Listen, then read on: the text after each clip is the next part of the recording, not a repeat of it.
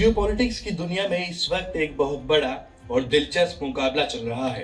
एक तरफ दुनिया की सबसे बड़ी ताकत अमेरिका है, उसके कड़े सैंक्शंस हैं, और दूसरी तरफ भारत का रणनीतिक हित यानी चाबहार पोर्ट।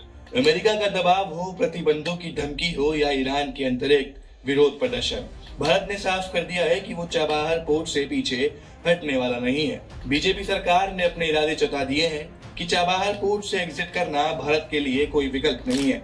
आखिर क्यों भारत यहाँ 4,200 करोड़ रुपए से ज्यादा का निवेश करने के बाद अमेरिका के सामने झुकने को तैयार नहीं है? चलिए इस पूरे विवाद की गहराई को समझते हैं। ईरान के चाबहार पोर्ट पर भारत के ऑपरेशंस को लेकर इस समय एक बड़ा जियोपॉलिटिकल टसल चल रहा है। दरअसल अमेरिका की तरफ से जो भारत को प्रतिबंधों पर छूट मिली हुई थी, वो अप्रैल 2026 में खत्म होने वाली है।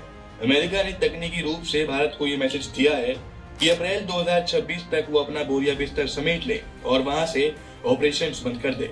लेकिन नई दिल्ली ने वॉशिंगटन को एक सीधा और कड़ा जवाब भेज दिया है कि भारत चाबहार को छोड़कर कहीं नहीं जा रहा। सरकारी सूत्रों के मुताबिक भारत और अमेरिका के बीच इस वक्त पर्दे के पीछे बेहद गंभीर बातचीत चल रही है। भारत एक ऐसा मिडिल पाथ निकालने की कोशिश कर रहा है जिससे हमारे रणनीतिक हित भी सुरक्षित रहें और अमेरिका की चिंताओं को भी संबोधित किया जा सके। विदेश मंत्रालय के प्रवक्ता रणधीर जायसवाल ने भी इसकी पुष्टि की है। भारत सैंक्शंस वेवर की समय सीमा को आगे बढ़ाने के लिए अमेरिकी पक्ष के साथ निरंतर संपर्क में है। भारत का स्टैंड बिल्कुल क्रिस्टल क्लियर है, बातचीत जारी रहेगी, लेकिन हम पीछे नहीं हटेंगे। दूसरा सवाल आपका था चाबहार को लेके, तो उसमें मैं अपनी बातें आपके सामने रखना चाहता हूं।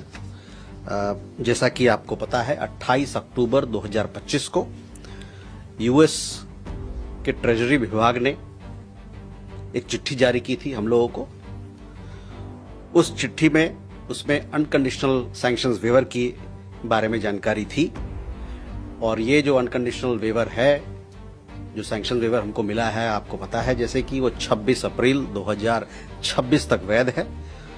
हम इस व्यवस्था पर काम करने के लिए यूएस पक्ष के साथ बातचीत कर रहे हैं। अब सवाल ये उठता है कि भारत के लिए चाबहार पोर्ट इतना जरूरी क्यों है? इसके पीछे 4 बड़े कारण हैं। सबसे पहले ये पोर्ट भारत को पाकिस्तान का नाम लिए बिना उसे पूरी तरह बाईपास करने की ताकत देता है। अफगानिस्तान और सेंट्रल एशिया तक पहुंचने के लिए हमें अब पाकिस्तान के रास्तों की जरूरत नहीं है। दूसरा, ये चीन की बेल्ट एंड रोड या पहल को काउंटर करने का सबसे मजबूत हथियार है। चाबहार के जरिए भारत को चीन के ग्वादर पोर्ट के मुकाबले एक बड़ा रणनीतिक लाभ मिलता है।